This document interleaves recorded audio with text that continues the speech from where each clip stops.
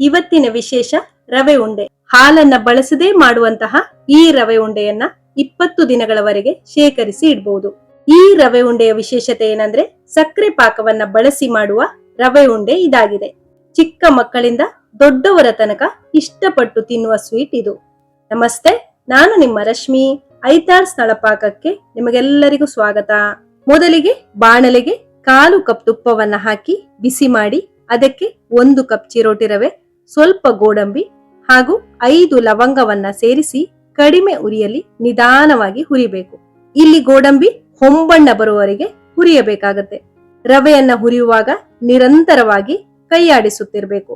ರವೆಯನ್ನ ಹುರಿಯುತ್ತಾ ಒಂದೊಳ್ಳೆ ಪರಿಮಳ ಬರಬೇಕು. ಅಲ್ಲಿ ತನಕ ನಾವು ಹುರಿಬೇಕಾಗತ್ತೆ. ಕಡಿಮೆ ಉರಿಯಲ್ಲಿಯೇ ರವೆಯನ್ನ ಎಷ್ಟು ಚೆನ್ನಾಗಿ ಹುರ್ಕೊಳ್ತೀವೋ ಅಷ್ಟು ಚೆನ್ನಾಗಿ ರವೆ ಉಂಡೆ ಬರುತ್ತೆ. ಇದಕ್ಕೆ 1/2 ಕಪ್ ಒಣ ಕೊಬ್ಬರಿ ತುರಿ ಹಾಗೆ ದ್ರಾಕ್ಷಿಯನ್ನ ಸೇರಿಸಿ 2 ನಿಮಿಷ ಹುರಿದು ಸ್ಟವ್ ಅನ್ನ ಆಫ್ ಮಾಡಿ ಆರಲು ಬಿಡಿ.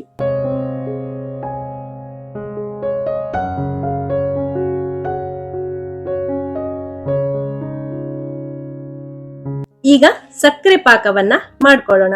ಯಾವ ಕಪ್ ನಲ್ಲಿ ರವೆಯನ್ನ ತಗೊಂಡಿದೀವೋ ಅದೇ ಕಪ್ ನಲ್ಲಿ ಸಕ್ಕರೆಯನ್ನ ತಗೊಳ್ಬೇಕು. ಅಂದ್ರೆ 1 ಕಪ್ ರವೆಗೆ 1 ಕಪ್ ಸಕ್ಕರೆ, 1/2 ಕಪ್ ನೀರನ್ನ ಸೇರಿಸಿ ಸಣ್ಣ ಉರಿಯಲ್ಲಿ ಸಕ್ಕರೆಯನ್ನ ಕರಗಿಸಿಕೊಳ್ಳಿ. ನಾನಿಲ್ಲಿ ಹಾಕಿದ ಪ್ರಮಾಣ ಕಡಿಮೆ ಇರುವುದರಿಂದ ಬೇಗ ಪಾಕ ಬಂದ್ಬಿಡುತ್ತೆ. ಪಾಕ ತೀರ ಗಟ್ಟಿಯಾದ್ರೆ ಉಂಡೆಯನ್ನ ಕೊಟ್ಟೋದಕ್ಕೆ ಬರೋದಿಲ್ಲ. ಹಾಗಾಗಿ ಇಲ್ಲಿ ಪಾಕ ತೆಗೆಯೋದು ತುಂಬಾ ಮುಖ್ಯ. ಈ ಪಾಕವನ್ನ ಕೈಯಾಡಿಸ್ತಾ ಅದು ಈ ರೀತಿ ಬರುತ್ತೆ. ಒಂದೆಳೆ ಪಾಕ ಲೈಟ್ ಆಗಿ ಬರ್ಬೇಕು. ಇದಕ್ಕಿಂತ ಜಾಸ್ತಿ ಪಾಕ ಬಂದ್ರೆ ರವೆ ಉಂಡೆ ಗಟ್ಟಿ ಆಗುತ್ತೆ. ಈಗ ಸ್ಟವ್ ಅನ್ನ ಆಫ್ ಮಾಡಿ 1/2 ಟೀ ಸ್ಪೂನ್ ಏಲಕ್ಕಿ ಪುಡಿ, ಹುರಿದ ರವೆಯನ್ನ ಹಾಕಿ ಚೆನ್ನಾಗಿ ಮಿಕ್ಸ್ ಮಾಡಿ.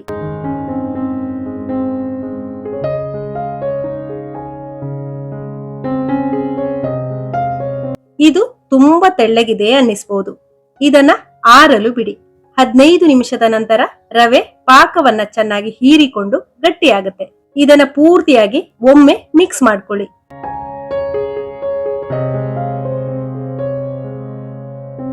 ನಂತರ ಉಂಡೆ ಯಾವ ಸೈಜ್ ನಲ್ಲಿ ಬೇಕೋ ಆ ಸೈಜ್ ನಲ್ಲಿ ಉಂಡೆಯನ್ನ ಮಾಡ್ಕೊಳ್ಳಿ.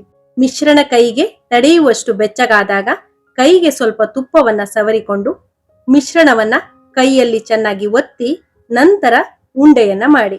ಮಿಶ್ರಣ ಕೈಗೆ ತಡೆಯುವಷ್ಟು ಬೆಚ್ಚಗಾದಾಗ ಕೈಗೆ ಸ್ವಲ್ಪ ತುಪ್ಪವನ್ನ ಸವರಿಕೊಂಡು ಮಿಶ್ರಣವನ್ನ ಕೈಯಲ್ಲಿ ಚೆನ್ನಾಗಿ ಒತ್ತಿ ನಂತರ ಉಂಡೆಯನ್ನ ಮಾಡಿ.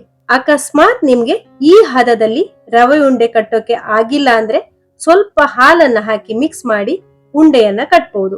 ಆದ್ರೆ ವಿಡಿಯೋದಲ್ಲಿ ತೋರಿಸೋ ರೀತಿನೇ ನೀವು ಉಂಡೆಯನ್ನ ಮಾಡಿ. ಸರಿಯಾದ ಅಳತೆಯಲ್ಲಿ ನಾನು ತೋರಿಸಿದ್ದೀನಿ. ಈ ವಿಡಿಯೋ ನಿಮ್ಗೆ ಇಷ್ಟವಾಗಿದ್ರೆ ಲೈಕ್ ಮಾಡಿ, ಶೇರ್ ಮಾಡಿ, ಹಾಗೆಯೇ ನಮ್ಮ ಚಾನೆಲ್ಗೆ ಸಬ್ಸ್ಕ್ರೈಬ್ ಮಾಡೋದನ್ನ ಮರಿಬೇಡಿ. ಧನ್ಯವಾದಗಳು.